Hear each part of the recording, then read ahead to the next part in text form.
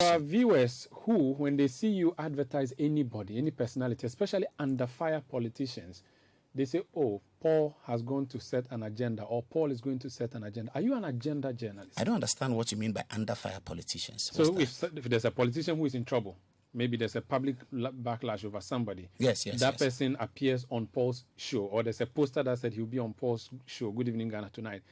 People take to social media and say, oh, Paul is an agenda journalist. He's going to help clean this person's mess for him. Is that what you do? Are you a cleaner? But if you are cleaning people's mess and you, quote and unquote, if you are doing that, you will not be successful. You won't. Why? Because if you're cleaning people's mess and it's not cleanable, you will not be successful. There's something in politics and journalism called the tyranny of the majority. There's the tyranny of the majority.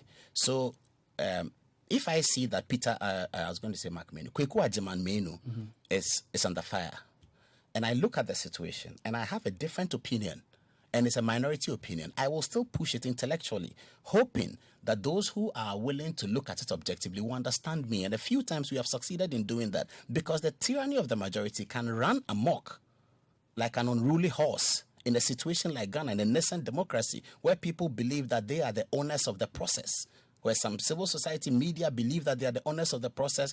They orchestrate a tyranny of the majority. I would look at that situation and be sure that what we are doing, the way that we are all running, the Bible says that the broad way may be the wrong way, the narrow way may be the correct one. So I always endeavor to look at whether this situation is not representing the tyranny of the majority. If I find out that it is, I will do my research, and if there's another opinion that people have either overlooked because of enjoying the mob action of the tyranny of the majority, I'll bring out that point. That's what we have been doing, and we've been doing it ferociously. This tyranny of majority thing that you try to do, is it not equal to I don't do it. I observe it and try and raise an opinion opposite it. Yeah, I mean, so you're counter to the tyranny of majority thing.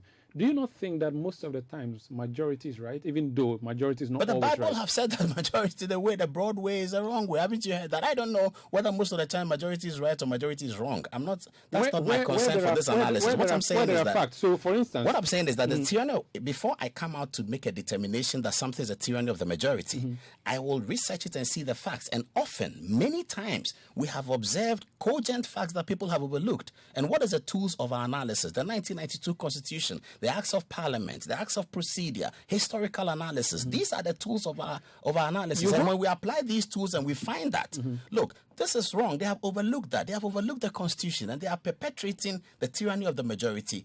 Our responsibility is to come out and point that out. You hosted the former PPA boss, the man who was fired by the president clearly because of the work that was done against him. Did you believe that his story was not...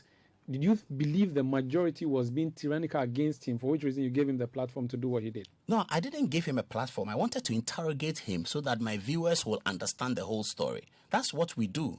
We didn't give him platform. We invited him so that we will ventilate the facts. And if you look at the interview, look at the questions that we put to him, you will see that we went out to ventilate the facts so that viewers can now have an opportunity, because often the news is broad. There's so many news items. People hear it in snipers. They hear headlines and all of that. The other responsibility we have on Good Evening Ghana is that all the things that you have heard in snipers, we will bring you the full story so you can make your decision. Okay.